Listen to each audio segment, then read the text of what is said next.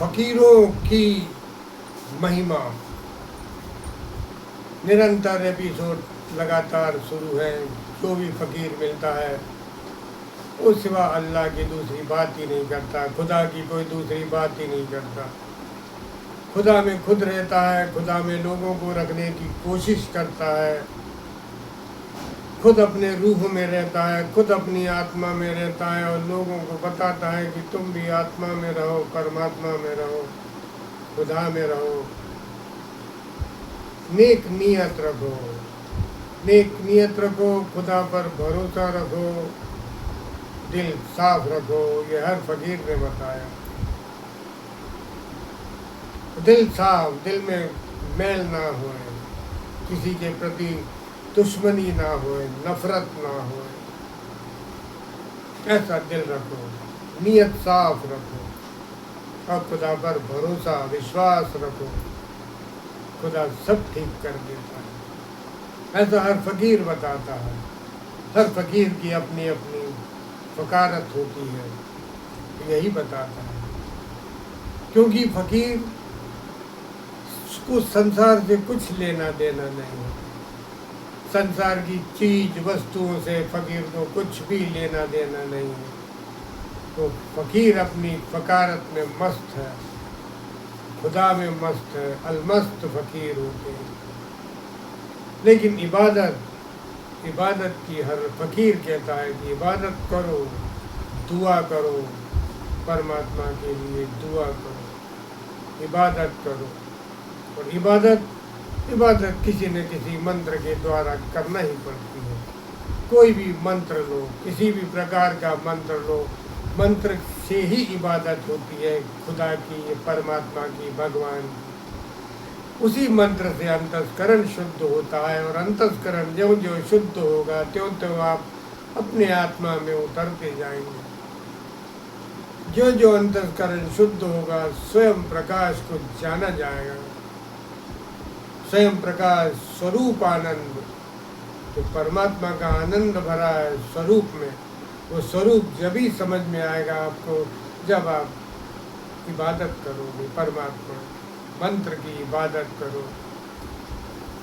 ऐसा हर फकीर ने बताया, लेकिन हर फकीर की बात कोई सुनता कहाँ है। फकीर तो अपने फकारत में मस्त रहता है, उसको किसी से दुनिया से कुछ लेना देना नहीं, अलमस्त रहता है वो फकीर, खुदा में डूबा हुआ सर से लेके पैर तक।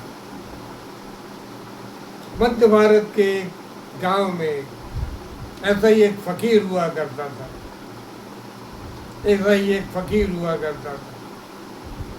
उसका नाम था रहमत शाह बाबा।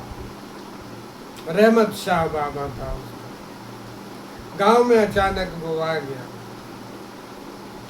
गया और सफ़ेद लिबास में, झोला लटकाए हुए, सफ़ेद लिबास, झोला लटका हुआ, हाथ में एक लकड़ी लिए बाबा आ गया। और आने के बाद एक वृक्ष के नीचे बैठ गया।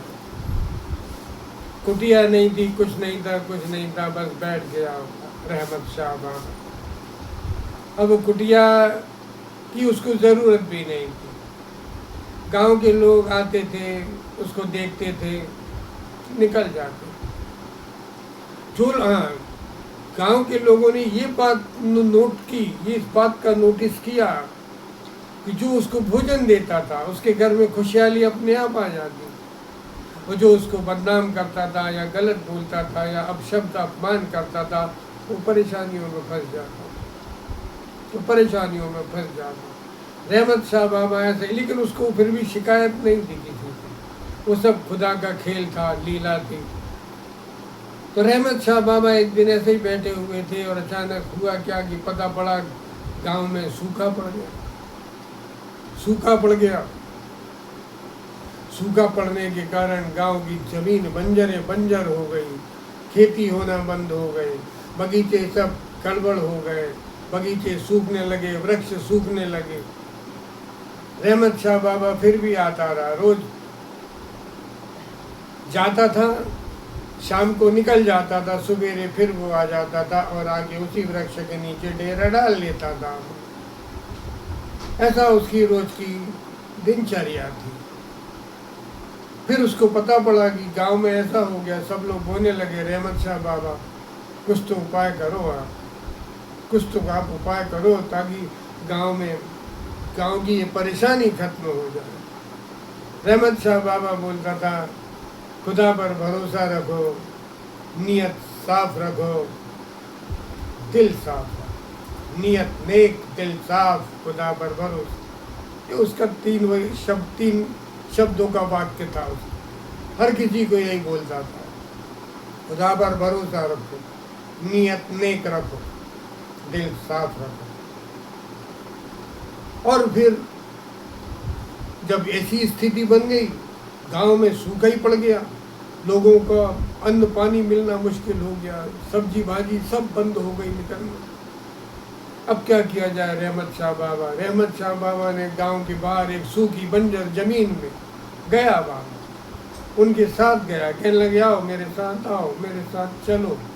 गया, सूखी जमीन, जो सूखी बंजर भूमि थी, उस बंजर भूमि पर एक लकड़ी से, वो जो लकड़ी हाथ में लिए रहता था, उस लकड़ी से गोले का निशान बना दिया बाबा। और रहमत शाह बाबा ने लकड़ी से गोले का निशान बनाया और बोलने लगा, यहाँ खुदाई करो, खुदाई करो, यहाँ अल्लाह रहमत करेगा। खुदा पर भरोसा रखना, नियत नेक रखना और दिल साफ रखना, पानी निकलेगा। कुछ लोगों को भरोसा हो गया कि रहमत शाह बाबा ने बोला है तो पानी निकलेगा।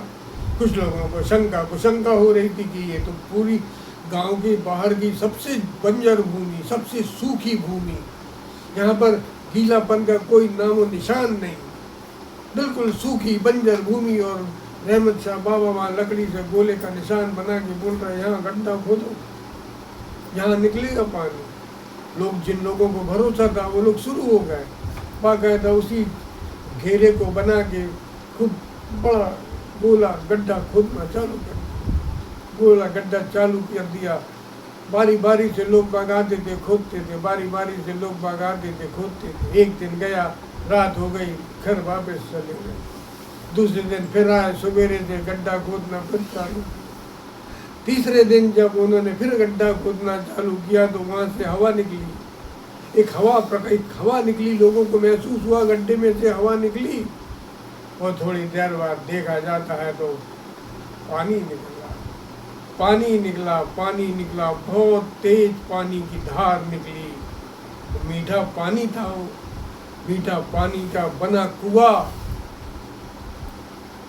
लोग बाग आनंदित हो गए, रहमत शाह बाबा को स्पर्श करने लगे, हाथ जोड़ने लगे, नमन करने लगे, वंदन करने लगे कि बाबा पानी आ गया, गांव में आपने खुशहाली ला दी। कुछ ही दिन में देखते देखते हुआ क्या, पूरा गांव में हरियाली छा गई, पूरे गांव हरा भरा हो गया। फिर से वापस लोगों की ज़मीनों में खेती बाड़ी होने लगी, बगीचों में फल फूल लगने लगे, सब्जी भाजी लगने लगी और ज़मीनों में फसलें लगने लगी। आनंदित हो गया पूरा गांव, रहमत शाह बाबा की वाहवाही होने लगी। दूर दूर के गांव तक रहमत शाह बाबा की वाहवाही होने लगी। और रहमत शाह बाबा अपने खुदा में मस्त अलमस्त, अपने रूह में, रूहानी अंदाज में, अपने रूह में खुदा के नूर, खुदा की रूह से कनेक्ट होकर फिर क्या था, आनंद ही आनंद था। फिर एक दिन किसी ने पूछ लिया कि बाबा ये चमत्कार हुआ कैसे? कहने लगे, चमत्कार, कोई चमत्कार नहीं हुआ। ये खुदा पर भरोसा जो रखा तुम लोगों ने, नेक नियत रखी तुमने, दिल साफ रखा तुमने, और तुम्हारी एकता में जो अखंडता थी, भाईचारा था, भाव था, इस कारण खुदा ने रहमत बरसाई और पानी निकाल दिया। अब गांव के पशु पक्षी भरपूर पेट भर पानी पीने लगे। गांव के जो फकीर, जो भिखारी लोग थे, जो फकीर लोग थे, जो बेचारे पानी के कारण परेशान हो रहे थे, उन सबको भरपेट पानी मिलने लगा। ऐसा रहमत शाह बाबा का करिश्मा था। करामात करामात करी रहमत शाह बाबा ने।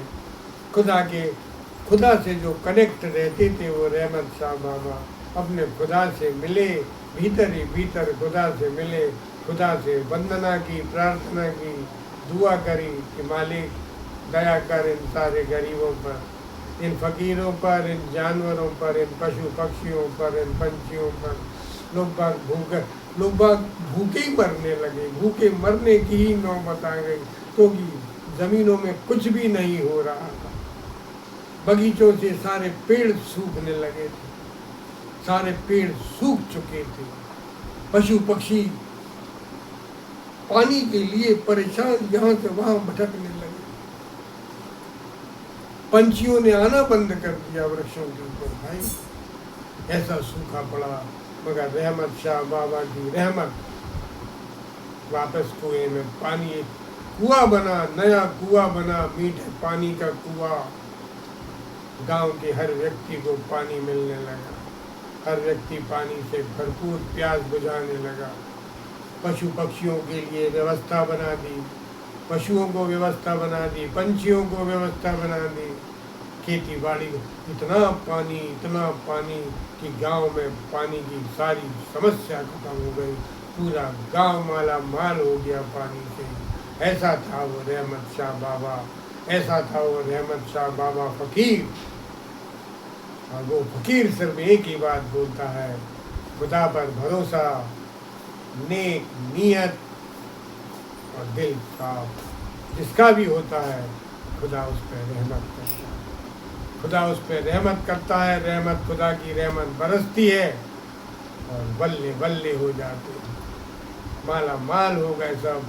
बाबा फिर कहीं नहीं गया, कहीं नहीं गया, बाबा वहीं बसा रहा, उसी पेड़ के नीचे। मगर एक दिन अचानक बाबा गायब हो गए, किसी को बिना बताए, बिना कुछ बोले, रात में बस गायब हो गए। फिर उसके बाद बाबा कभी नहीं मिला, किसी को नहीं मिला। उसके बाद बाबा का कोई नामो निशान नहीं मिला कि बाबा कहाँ गया, कहाँ से आया था, कहाँ से रोज आता था, कितनी देर बैठता था। वो अचानक कहाँ एक दिन गायब हो गया। बस एक बात लोगों ने बहुत अच्छे से नोट कर ली थी कि जो बाबा को भोजन देता था उसकी सारी समस्याएं अपने आप खत्म हो जाती थी। और जो बाबा को बदनाम करता था, गलत शब्द बोलता था, अपमानित करता था, उनके घर में नई नई परेशानियाँ करी। इसलिए कभी फकीर का अपमान मत करो, कभी किसी फकीर को गलत शब्द मत बोलो। फकीर खुदा का नेक बंदा होता है, फकीर खुदा का नेक बंदा होता है।